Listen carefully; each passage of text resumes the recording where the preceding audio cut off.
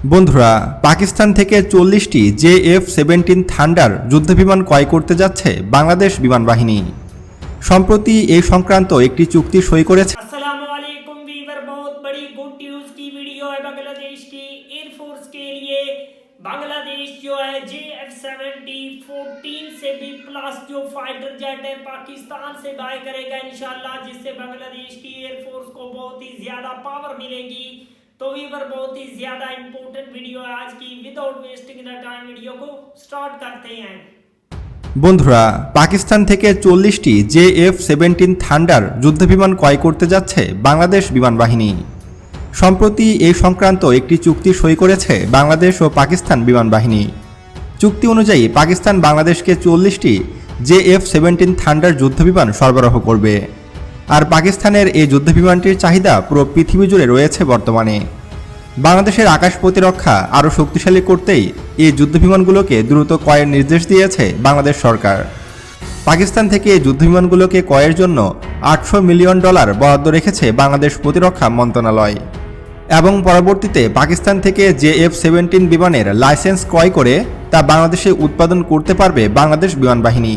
অর্থাৎ আমরা প্রথমে পাকিস্তান থেকে 40টি JF থান্ডার যুদ্ধবিমান ক্রয় করব এবং তার সাথে সাথে পাকিস্তান থেকে কিন্তু এই বিমানটির লাইসেন্সও ক্রয় করব। এর ফলে হবে কি, আমরা নিজ দেশেই এই যুদ্ধবিমানটি উৎপাদন করতে সক্ষম হব, যা খুবই গুরুত্বপূর্ণ এবং খুবই উচ্চবিলাসী একটি সিদ্ধান্ত নিয়েছে বাংলাদেশ বিমান বাহিনী। এটি যুগোপযোগী একটি গুরুত্বপূর্ণ সিদ্ধান্ত। বিশেষ করে বাংলাদেশকে এই ধরনের যুদ্ধবিমান তৈরিতে কারিগরি সহায়তা দেবে পাকিস্তান বিমান বাহিনী। এটাকে আমি যুগোপযোগী সিদ্ধান্ত বলছি। এছাড়াও বাংলাদেশি পাইলটদের প্রশিক্ষণও প্রদান করবে পাকিস্তান বিমান বাহিনী। মূলত ভারতের বিরুদ্ধে বাংলাদেশের বিমান বাহিনীকে শক্তিশালী করতেই সব রকমের সহযোগিতার আশ্বাস দিয়েছে পাকিস্তান সরকার। এর আগে 2017 সালে পাকিস্তান সেনাবাহিনী পাকিস্তান থেকে JF-17 থান্ডার বিমান কেনার প্রস্তাব দেয় বাংলাদেশকে। কিন্তু সে সময় বাংলাদেশের ক্ষমতায় ছিল স্বৈরাচার শেখ হাসিনা সরকার। ফলে ভারতের আদেশে শেখ হাসিনা সরকার সেই যুদ্ধবিমান ক্রয়কে প্রত্যাখ্যান করেন। বাংলাদেশ যদি সেই সময় পাকিস্তানের এই প্রস্তাব গ্রহণ করত, তাহলে আজ বাংলাদেশের বহরে থাকত আধুনিক সব ফাইটার জেট। বাংলাদেশ পাকিস্তানের সেই প্রস্তাব প্রত্যাখ্যান করাতে পাকিস্তান সেই একই প্রস্তাব মিয়ানমারকে দেয়। সে সময় মিয়ানমার বিমান বাহিনী পাকিস্তান থেকে 21টি JF-17 যুদ্ধবিমান কেনার অর্ডার দেয়। পরবর্তীতে পাকিস্তান 2023 সালে 13টি JF-17 যুদ্ধবিমানের ডেলিভারি দেয় মিয়ানমারকে। এরপর বাকি 9টি যুদ্ধবিমানও মিয়ানমারকে পরবর্তীতে ডেলিভারি দেওয়া হয়। সব মিলিয়ে বর্তমানে মিয়ানমার বিমান বাহিনীর হাতে 21টি পাকিস্তানি JF থান্ডার বিমানটি রয়েছে। সে সময় শেখ হাসিনার সরকার অতিরিক্ত ভারতপ্রীতির কারণে পাকিস্তান থেকে JF-17 থান্ডার মডেলের যুদ্ধবিমান ক্রয়ের বিশাল সুযোগ হাতছাড়া হয়ে যায়, যার ফলে বাংলাদেশ বিমান বাহিনী ভারত ও মিয়ানমার থেকে কয়েক গুণ পিছিয়ে পড়ে। অপরদিকে ভারত শেখ হাসিনাকে ভীষণ চাপ দিতে থাকে তাদের তৈরি তেজস যুদ্ধবিমান ক্রয়ের জন্য। আর ভারতের তৈরি তেজাস যুদ্ধবিমানের মান খুবই খারাপ। স্বয়ং ভারতীয় বিমান বাহিনী বেশ কয়েকবার নিজেরাই রিজেক্ট করে দিয়েছিল এই যুদ্ধবিমানকে। অনেকে একে উড়ন্ত কফিন বলে থাকে, কারণ এই যুদ্ধবিমানটি যে কোনো সময় ক্র্যাশ করতে পারে। ইতোমধ্যে বেশ কয়েকবার ক্র্যাশ করেছে ভারতের তৈরি তেজাস যুদ্ধবিমান। এবং আপনি জানলে অবাক হবেন যে ভুটান, নেপাল এমনকি শ্রীলঙ্কার মতো দেশও ভারতের তৈরি এই যুদ্ধবিমান ক্রয়ে অস্বীকৃতি জানায় এবং তারা ভারতের কাছ থেকে এই যুদ্ধবিমানটি ক্রয় করেনি একমাত্র এর গুণগত মান খারাপ জন্য। তবে সে সময় শেখ হাসিনা সরকার বেশ আগ্রহ দেখাচ্ছিল তেজাস যুদ্ধবিমান ক্রয়ের জন্য এবং বাংলাদেশ বিমান বাহিনীর প্রধান এই বিমানটি ভারতে গিয়ে দেখেও এসেছে।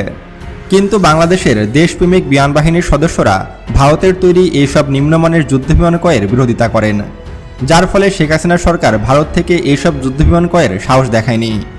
শেখ হাসিনার পতনের পর বাংলাদেশের নতুন সরকার আবারও পাকিস্তান থেকে JF-17 যুদ্ধবিমান ক্রয়ের আলোচনা শুরু করেছে। আর পাকিস্তানও বাংলাদেশের কাছে 40টি JF-17 থান্ডার মডেলের অত্যাধুনিক যুদ্ধবিমান বিক্রির জন্য সম্মত হয়েছে। পাকিস্তান থেকে কেনা এক একটি ফাইটার জেটের দাম পড়বে $15 থেকে $20 মিলিয়ন। চলুন এক নজরে এই যুদ্ধবিমানটির বেশ কিছু কনফিগারেশন জেনে নিই। যেহেতু এটা বাংলাদেশের হাতে আসবে কিছুদিনের মধ্যে, তাই এই বিমান সম্পর্কে ধারণা নেওয়া আমাদের সকলেরই উচিত। পাকিস্তানের তৈরি এই JF থান্ডার বিমানের বেশ দীর্ঘ একটি ইতিহাস রয়েছে এবং এই যুদ্ধবিমানটি চীন ও পাকিস্তান যৌথভাবে তৈরি করেছে, তাই এর কোয়ালিটি নিয়ে কোনো রকম সন্দেহ থাকার কথা নয় আপনাদের। 80-র দশকে পাকিস্তান ভবিষ্যতে তাদের তৃতীয় প্রজন্মের যুদ্ধবিমানগুলোকে রিপ্লেস করার জন্য নিজেদের প্রয়োজন অনুযায়ী একটি আধুনিক মাল্টিরোল ফাইটার জেট নির্মাণের পরিকল্পনা গ্রহণ করে। তাদের লক্ষ্য ছিল F7 এর ডিজাইনের উপর ভিত্তি করে কম খরচের ভিতরে একক ইঞ্জিনের একটি বহুবিধ লাইট ফাইটার জেট তৈরি করা, যা হবে মার্কিন F-16 এর সমতুল্য, কিন্তু দাম হবে তুলনামূলক সস্তা। অর্থাৎ এটিকে মার্কিন যুক্তরাষ্ট্রের তৈরি F-16 যুদ্ধবিমানের সাথে তুলনা করলেও ভুল হবে না। এই লক্ষ্যে 1988 সালে পাকিস্তান মার্কিন অ্যারোনটিক্যাল কোম্পানির গ্রামীণ অ্যারোস্পেস কর্পোরেশনের সাথে যৌথভাবে একটি ফাইটার নির্মাণের লক্ষ্যে প্রজেক্ট সাবে 2 নামক প্রজেক্ট শুরু করে। अमेजिंग वीवर शानदार किस्म का JF-70 थंडर ब्लॉक 3 जो फाइटर जेट है, बांग्लादेश उसको अपनी एयरफोर्स का हिस्सा बनाकर दुनिया को हैरान कर सकता है। पाकिस्तान के ये पावरफुल किस्म के फाइटर जेट हैं जो पाकिस्तान ने चीन की मदद से खुद अपनी कंट्री में मेड किया है। अगर उसका बेनिफिट बांग्लादेश को होगा तो ये एक बहुत बड़ी खुशी की बात होगी। बहुत ही ज्यादा पावरफुल किस्म का JF-70 थंडर फाइटर जेट है, इंशाल्लाह बांग्लादेश की एयरफोर्स का ये फाइटर जेट हिस्सा बनेगा। मिलते हैं आपसे नेक्स्ट वीडियो में इंशाल्लाह, तब तक के लिए अल्लाह हाफिज।